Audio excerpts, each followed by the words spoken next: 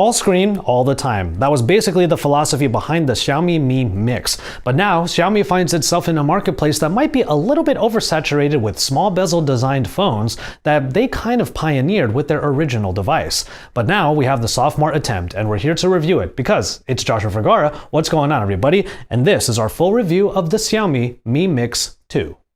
Now, one of the first things that you will notice about this device is the screen, and for good reason. You still get a very high screen-to-body ratio on the Xiaomi Mi Mix 2, and it's still one of the most pleasing devices to look at, just like the original one was. But once you look at what's around that display, you find that quite a few things have actually changed. Well, mainly the size. You have a 5.99-inch screen on here, which makes the entire device that much smaller. The curves that have been added to the Mi Mix 2 might make the phone feel a little bit too familiar compared to other phones that have minimal bezels, and we're going to harp on the grip of the device because the ceramic returns on the backing, and it's still one of the best materials that we have ever felt on any smartphone, and Xiaomi is the main company that still uses it on their devices. On that backing is the same fingerprint reader in a good spot, and under it the Mi branding that keeps everything looking pretty minimal. However, the same compromise that helped this become a reality on the original Mi Mix returns again, and it's that large chin on the bottom. That also includes the front-facing camera in probably one of the worst positions that we've used in any smartphone. Not only is it easy to cover up the camera with one's right hand, it makes for an odd angle that selfie experts will not be too happy with. Sure, the camera app tells the user to turn the phone around when it comes to taking a more conventional selfie, but that's not something that you can do in apps like Instagram and Snapchat. But the vibration speaker that we didn't really like in the original Mi Mix for the phone calls has been replaced with an actual phone speaker. It's a small driver that points upward, and it actually sounds so much better than last year's alternative. So thus, this phone addresses a couple of issues that made the original one a little bit less accessible. However, if you ask me, this already pretty phone would have been made better if we could get our hands on the Special Edition. The Special Edition of the Mi Mix 2 comes with a ceramic unibody so that it doesn't have to cut the material to make room for a metal frame. It's all ceramic wrapped around that beautiful screen. And then there's actually a version that is completely white, which makes it one of the more unique devices that we've looked at in recent memory. Xiaomi claimed that this white version is a lot like a perfect piece of jade, and this is definitely the edition of the Mi Mix 2 that I would rock because of its crazy good looks.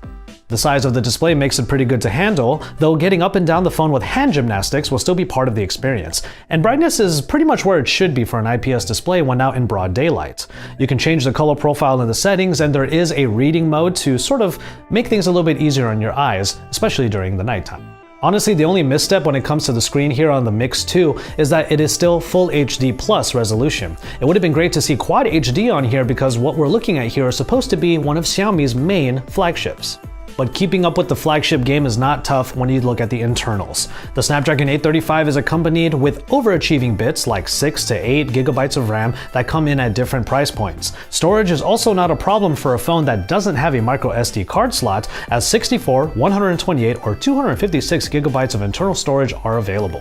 So I really had no problem with everyday performance on the Mix 2, zipping between applications despite the actual software itself being a little rough around the edges.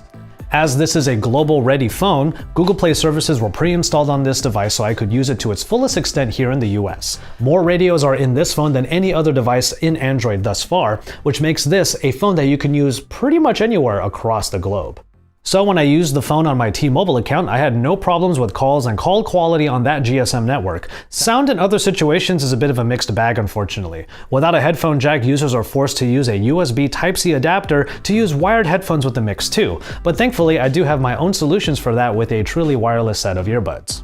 But that wasn't really quite as upsetting as the external speaker. Outside in noisy environments, this just didn't get loud enough. And then if I lowered the volume to around 50% or below, it felt like there was a noise gate there, so that lower ends of the audio were kind of getting cut off, and it made for a really odd listening experience. Now, one real bright spot to the original Mi Mix was the battery life. Maybe it's because of the Full HD Plus resolution in the screen, and also because of the upgraded internals, but this 3400 mAh unit was able to get me to 5 hours of screen on time without any issues, and that was a pretty consistent metric. And that screen on time was throughout the course of a 12 to 16 hour workday most of those days. And of course you can charge the phone with Quick Charge 3.0, but it wasn't something I felt like I had to do, at least in the middle of my days. So that brings us to the camera experience, which unfortunately Xiaomi kind of took the more conventional route when you see them kind of doing more experimental things with their other flagships. Well, this doesn't really take into account the front-facing camera, which is itself unconventional and, like I said before, just simply odd. I do a lot of video calls these days, and that was when I found the camera positioning to be far less than ideal. On a number of different occasions, I was told that I was basically looking away from them because the camera is down here and I was looking above at their face on the screen. So it was a little bit distracting, they admitted, but also if I tried to look at the camera itself, it also felt a little bit odd, and most of the time if I'm holding the phone in a regular way, I got a weird upward angle. And I kind of think that Xiaomi knows that the positioning of the camera, while unavoidable, is kind of weird because they even made the camera optic black enough to blend in with the rest of the device. Now, the rear camera is a 12-megapixel shooter that boasts 4-axis optical image stabilization and not too much else. While the stabilization does help with some of the 4K video recording that I did, and it helped a little bit in low light shooting, it's about the only thing that is special about this camera. That said, the app does have quite a few different modes, and I found myself using the manual mode a little bit more often to try to get some stylized shots. For example, I wanted to get some light trails in these photos, so I slowed the shutter speed down. So pictures in general are pretty good, though it's no surprise that it kind of falls apart in low light. The HDR capture is another pet peeve of mine because it is a toggle rather than an auto mode. But it does do a decent job of getting better exposure and adding a little bit of color to scenes, even if it does make the shutter to file speeds a lot slower. The main story here is that the camera did nothing to really blow me away. Some pictures and videos came out really well, but the same amount of them kind of came out a bit subpar. I'm inclined to say that the camera is average then, especially since Xiaomi is trying harder with their other phones that have dual cameras.